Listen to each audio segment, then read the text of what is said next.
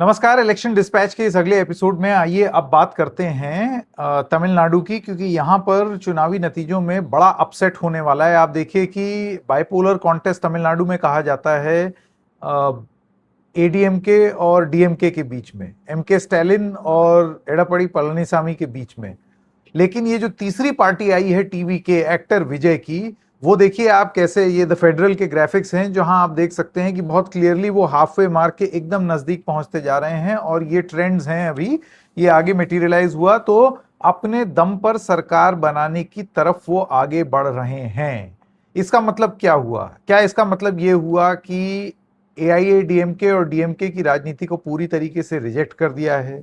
इससे जुड़े हुए और भी तमाम सवाल हैं और इनका एक 5 सवालों का संग्रह या 5 पॉइंट एनालिसिस यहां पर तैयार की है हमने इस इलेक्शन डिस्पैच में। आइए एक एक करके शुरू करते हैं। सबसे पहली बात, 234 लोगों की विधानसभा में हाफ वे मार्क 118 है। आप देखिए कहां तक पहुंच गए हैं एक्टर विजय अपनी पहली ही इनिंग्स में।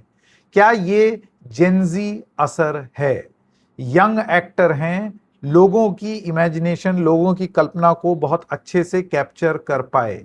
दशकों से चली आ रही द्रविडियन पॉलिटिक्स को क्या तमिलनाडु ने ठेंगा दिखा दिया है? इससे पहले हमने कई बार ऐसा देखा है, कई एक्टर्स ने कोशिश की है। एआईएडीएमके में खुद ही एक्टर्स की पार्टी थी। आप जानते हैं कि जयललिता खुद एक एक्ट्रेस थी, उससे पहले भी। इसके बावजूद एक नया एक्टर आकर के, और कुछ फेल्ड एक्टर इन पॉलिटिक्स भी हमने देखे, जैसे कि कमल हासन बहुत कारगर सिद्ध नहीं हुए। रजनीकांत इतने बड़े सुपरस्टार हैं, वो तो कुछ कर ही नहीं पाए, उन्होंने शुरुआत ही नहीं की। लेकिन इस सब के बीच में आप देखिए एक्टर विजय कहां पहुंच गए हैं।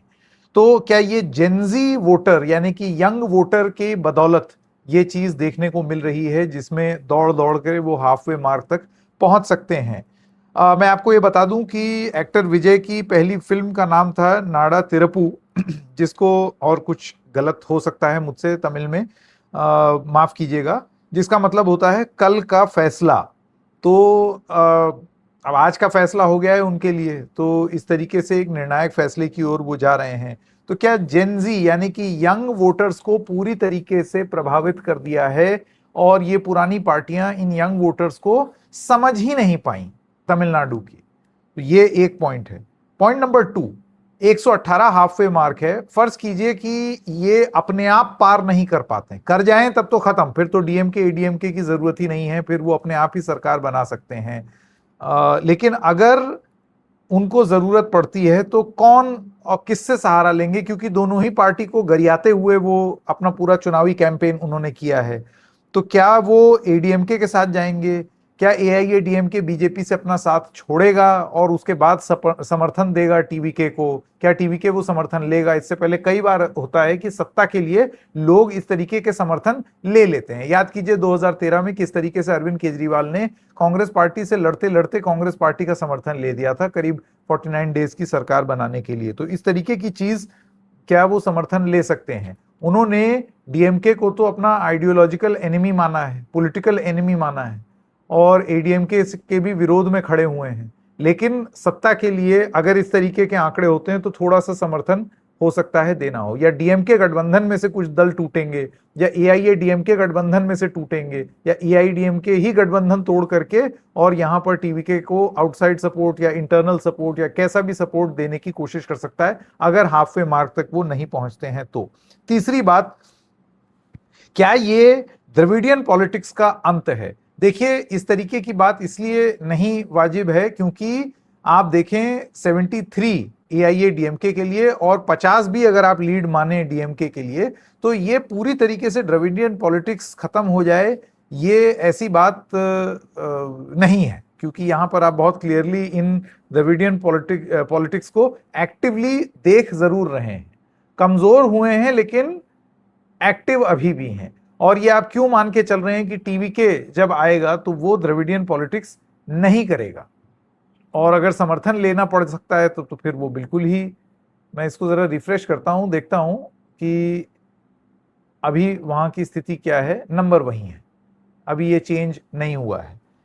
चौथी बात, केंद्र से उनका किस तरीके का रहेगा? क्या वो केंद्र सरकार के समर्थन में दिखेंगे या खिलाफ दिखेंगे? आप जानते हैं कि एक पैमाना जो होता है नापने का कि कौन केंद्र से किस तरीके के रिश्ते बनाए हुए है कि आपके यहाँ ईडी सीबीआई दस्तक दे रही है या नहीं। तो आपको ये बता दें कि टीवी के जो चीफ हैं विजय, इनसे सीबीआई की पूछताछ हो चुकी है, ऐसा नहीं है कि पहले नहीं हुई है।